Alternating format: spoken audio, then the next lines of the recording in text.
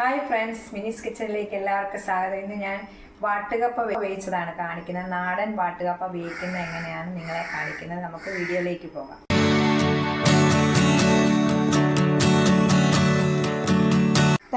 അര കിലോ വാട്ടുകപ്പ നമ്മൾ എടുത്തിട്ടുണ്ട്. ഇത് നമുക്ക് ഒരു 3-4 മണിക്കൂർ വെള്ളത്തിനകത്ത് ഇട്ടിട്ട് കുതിർത്ത ശേഷമാണ് നമ്മൾ വേവിക്കുന്നത്. നമുക്ക് ആദ്യമേ ഇത് വെള്ളത്തിലേക്ക് ഇടുന്നത് നല്ല ചില്ല് പോലെ കിരികിരാനിരിക്കുന്ന വാട്ടുകപ്പയാണ്.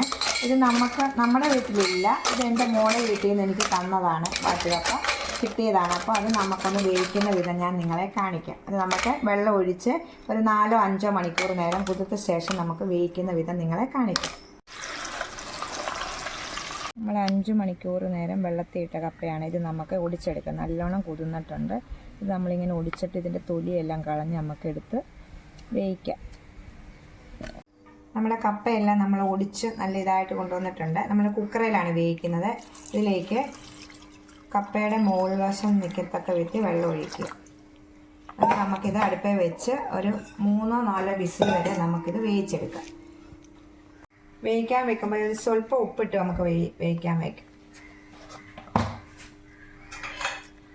ഓക്കെ, 3-4 വിസിൽ ആകുമ്പോഴത്തേക്ക് നമുക്ക് തീ ഓഫ് ചെയ്യാം.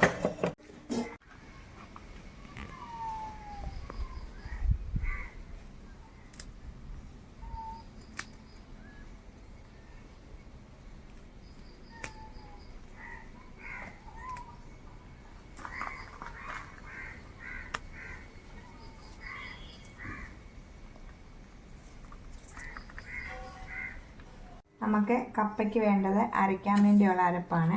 2 പിടി തേങ്ങ, അത് 1 കപ്പോളം ഉണ്ട് തേങ്ങ,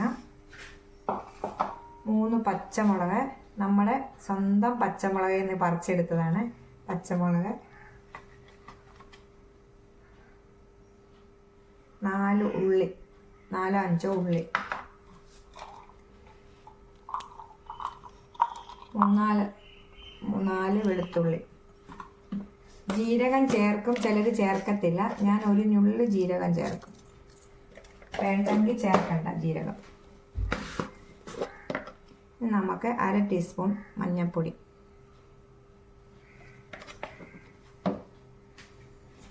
കരിയാപ്പലയും കൂടി ഇട്ട് നമുക്കൊന്ന് അരച്ചുകൊണ്ട് വരാം.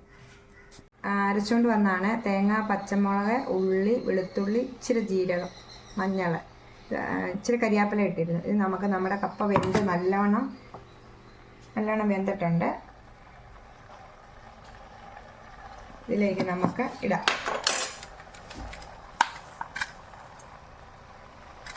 ഇച്ചിരി കരിയാപ്പിലയും കൂടി.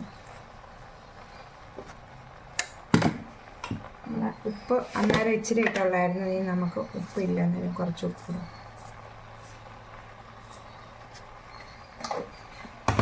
ഇത് കഴുകി, ഈ ജാറ് കഴുകി ഇച്ചിരി വെള്ളം ഇതിനകത്തോട്ട് ഒഴിക്കും. അങ്ങനെ നമ്മുടെ കപ്പ റെഡി ആയിട്ടുണ്ട്. നമുക്ക് ഇതൊന്ന് കുഴച്ചെടുക്കാവേ.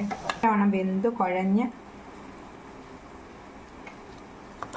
നല്ല മീൻകറിയുടെ കൂടെയും ഇറച്ചിയുടെ കൂടെയും ഒക്കെ നമുക്ക് ഉപയോഗിക്കാം. ഇത് ഇപ്പോഴത്തെ പച്ചക്കപ്പയൊക്കെ വേഗത്തില്ല. കടയിൽ നിന്ന് മേടിച്ചാലും നമുക്ക് വേഗാത്ത ഇതാണ്. ചിലപ്പം വെന്താലും ഒരു കയ്പൊക്കെ കാണും. അതുകൊണ്ട് നമുക്ക് ഈ വാട്ടുകപ്പ മേടിച്ച്, കിട്ടാത്തവരൊക്കെ കടകളിലുണ്ട്, കടകളിൽ നിന്ന് മേടിച്ച് ഇത് വേവിക്കണേ. നമ്മുടെ കപ്പ എങ്ങനെ റെഡി ആയിട്ടുണ്ട്. നല്ല വെന്ത് കുഴഞ്ഞ നാടൻ വാട്ടുകപ്പ വേവിച്ചതാണ്.